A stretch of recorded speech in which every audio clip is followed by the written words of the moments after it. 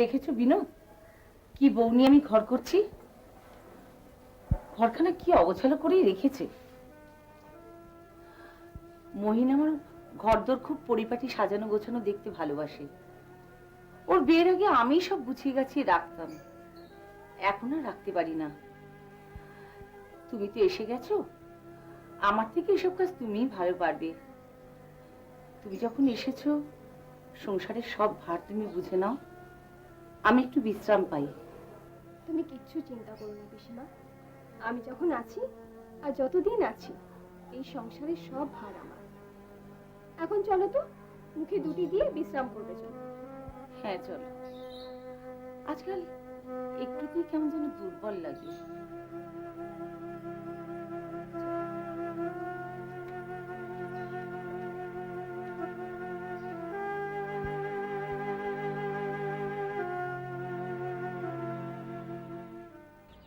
মা ঠাকরুন, বুঝতে পারে শুনলুম তুই বাড়ি এসেছ, তা সঙ্গে নাকি একজন বেদবা মেয়ে। কে গো মা ঠাকরুন?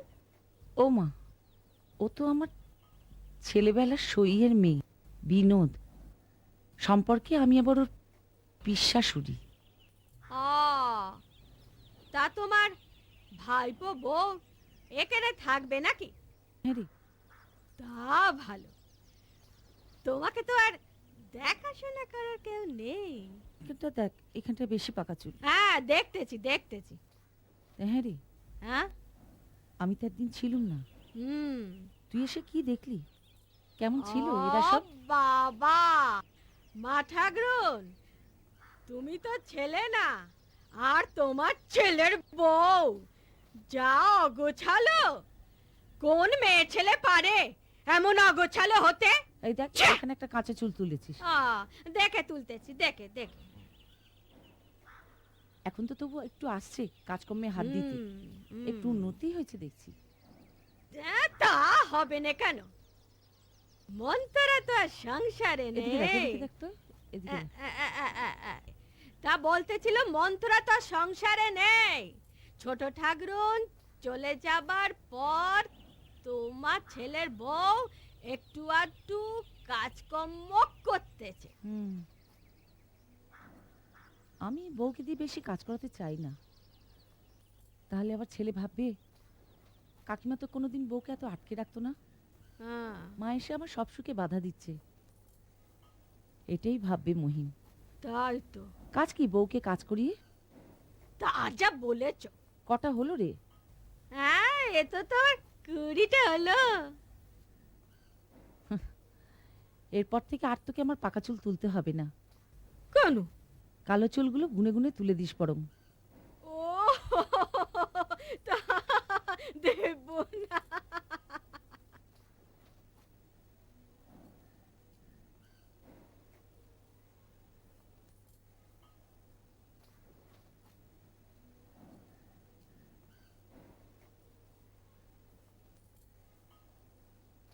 আরে আরে আরে, ও কি করছো, ও কি করছো? থাক থাক, ওটাতে তোমাকে হাত দিতে হবে না। আমার শাশুড়ি মায়ের আয়না, তোমার হাতে পড়ে তো দুদিনেই শেষ হয়ে যাবে। থাক, ওসব রেখে দাও।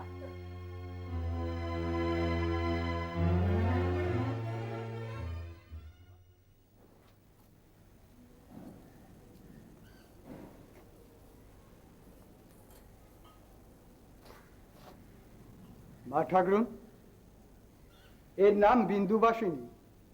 একে যদি আপনার পছন্দ হয় তাহলেও আজ থেকেই কাজে লেগে যাবে। আমি এখন যাই মা ঠাকরুন, সেরেস্তায় অনেক লোক বসে আছে।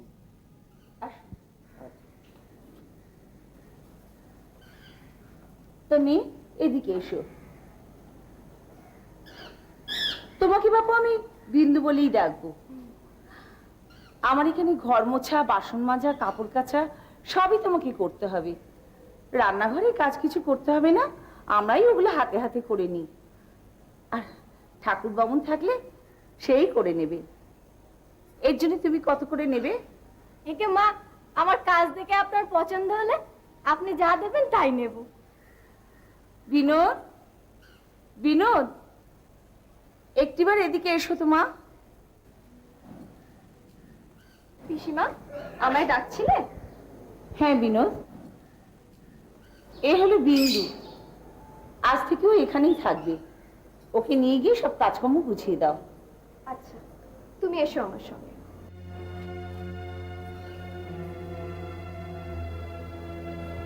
একটা, দুটো, তিনটে, চারটে, পাঁচটা। পাঁচটা জামা ধরো।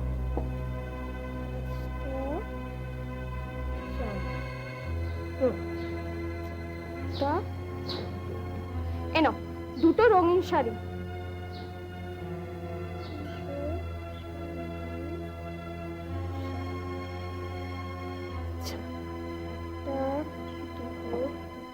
এনো চারটে সাদা শাড়ি। ঠিক আছে, শোনো, ভালো করে ধোবে কিন্তু। হ্যাঁ, আর হ্যাঁ কি জানো, ওই ব্লিচিং পাউডার একদম দেবে না, তাতে জামা কাপড় বড্ড নষ্ট হয়, রঙও জ্বলে যায়। কেমন?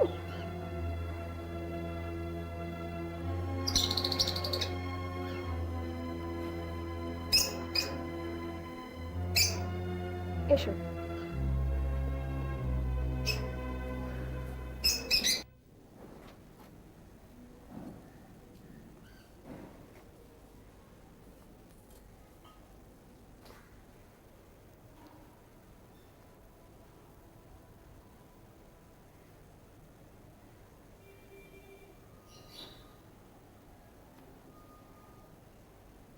ভাই আশা, একটু নিচে এসো না গো।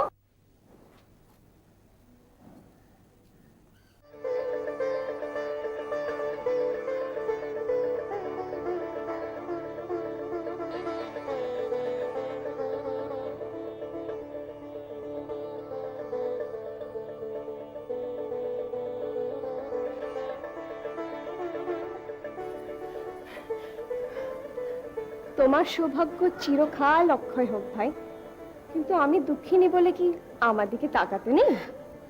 বলো না, আমি কি করতে পারি? দেখো না, এই চাদরটা এত ভারী, কিছুতেই না একা নিংড়ে জল বার করতে পারছি না। আমি কি করব?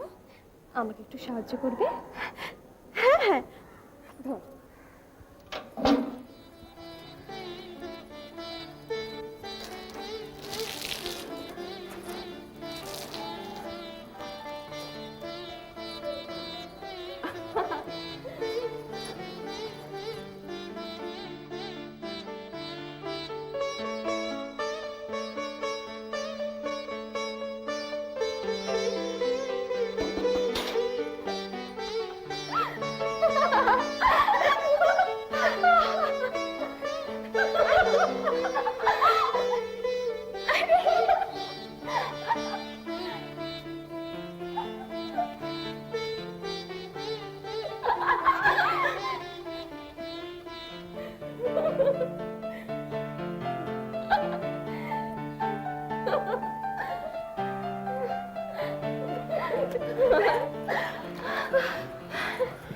এসো ভাই, তোমার সঙ্গে একটা কিছু পাতাই।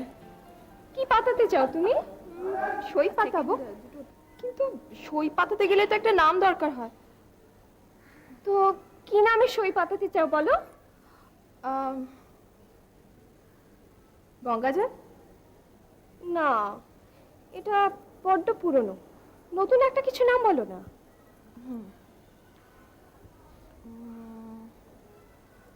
তাহলে বকুল ফুল? হ্যাঁ, না, এটাও না বড্ড সেকেলে।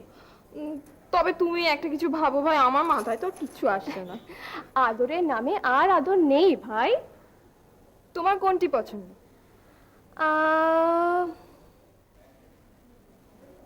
চোখের বালি। কি? চোখের বালি। চোখের বালি।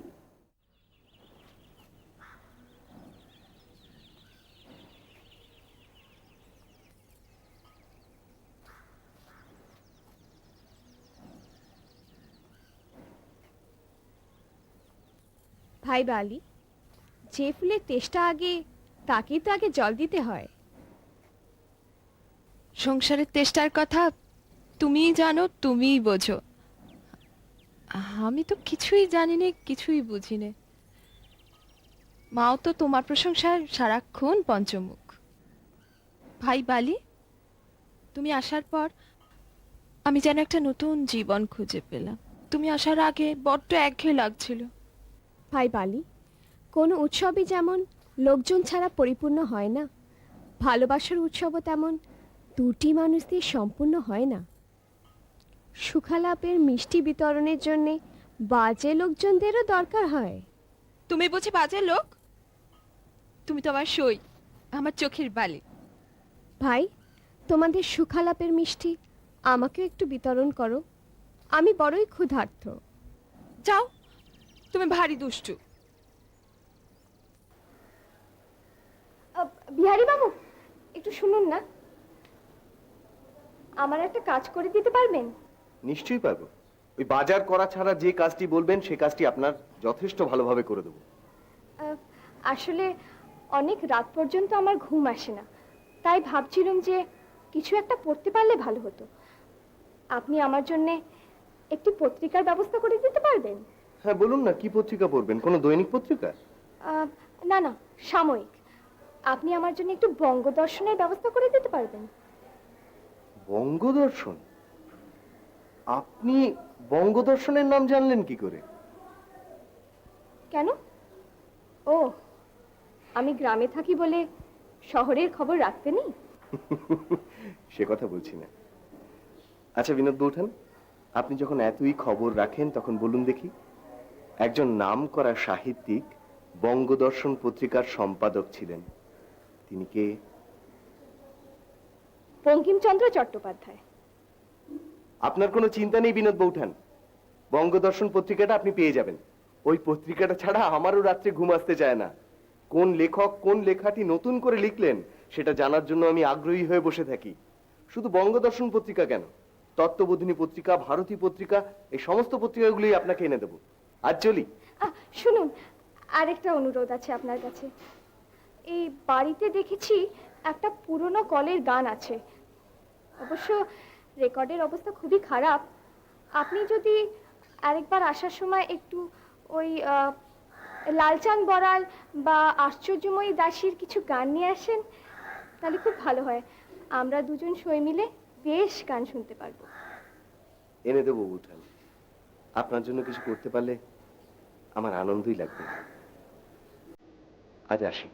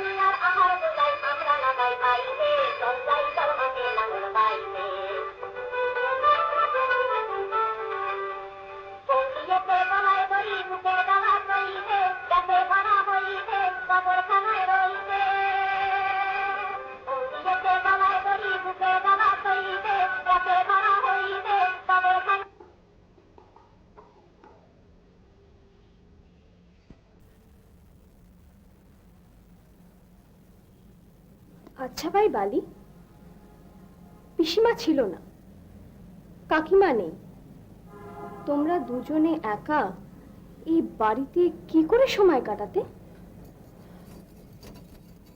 তোমার দেওর তো আমাকে এক মুহূর্তের জন্য কাজ ছাড়া করতেন না, সারাক্ষণ কেবল চুনি চুনি আর চুনি। আমি যখন পড়া করতো তখন দেখতুম উনি পড়া ফেলে আমার দিকে চেয়ে বসে আছেন। এত লজ্জা করতো না আমার। আর কি কি করতে? আমাকে আয়নার সামনে বসিয়ে মাথায় ঘোমটা দিয়ে কেমন লাগছে তাই দেখতেই 1 ঘন্টা কাটিয়ে দিতেন তোমার দেওর।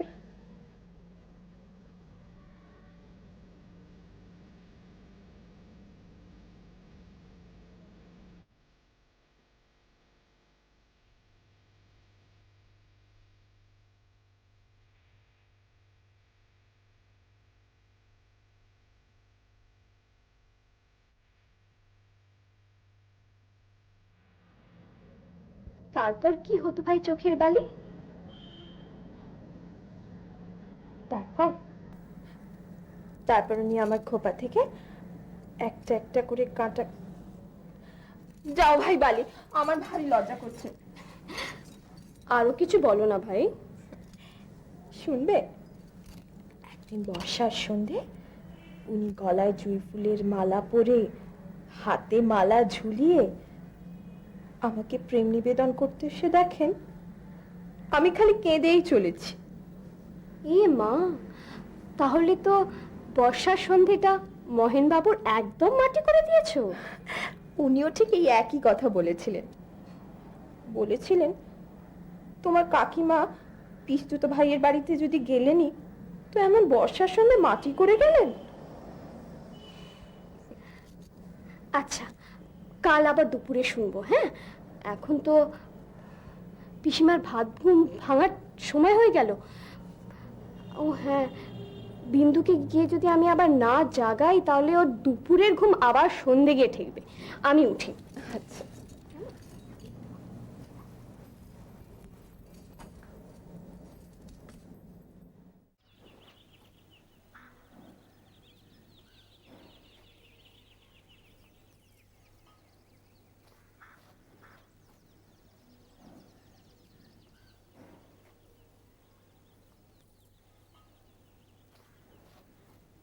আচ্ছা চুনি, আমার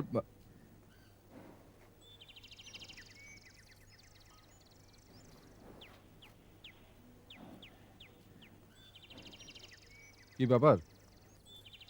তোমার সই তো এখান থেকে যাওয়ার নামটি করছেন না। তা কবে উনি যাবেন বারাসাতে নিজের বাড়িতে? তুমি আমার চোখের বালির ওপর রাগ করো না গো। জানো, তুমি যখন কলেজে থাকো তখন আমার সই তোমার কথা শুনতে কত ভালোবাসে, আমাকে কত যত্ন করে সাজিয়ে দেয়, তারপর তোমার কাছে পাঠিয়ে দেয়। আজকাল তোমার দুপুরগুলো সইয়ের সঙ্গে ভালোই কাটছে, কি বলো? হ্যাঁ গো, সই আসার পর আমি যেন একটা নতুন জীবন পেয়েছি। আমার সই কত কিছু জানে, কোথা দিয়ে যে সময় কেটে যায় বুঝতেই পারি না। তা তোমাদের কি এত কথা হয় বলো তো?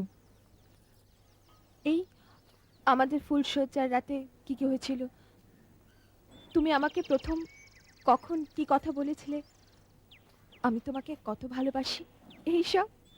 তুমি তুমি এই সব কথা তোমার সইকে বলেছো? আরে সইকে বলবো না? সই যখন পাঠিয়েছি তখন সব কথা তো বলতেই হবে। আমরা কেউই কারো কাছে কোনো কথা গোপন করি না। তোমার সব গোপন কথা যে উনি শুনে নিচ্ছেন, কিন্তু ওনার কথা যে কিছু বলবেন না, এই আমি বেশ ভালোই বুঝতে পারছি। না গো, সইও বলেছে ওর স্বামীর কথা। বিয়ের কদিন পরে পিলের জ্বরে মারা গেছে ওর স্বামী। ও স্বামী সম্পর্কে কিছুই জানতো না।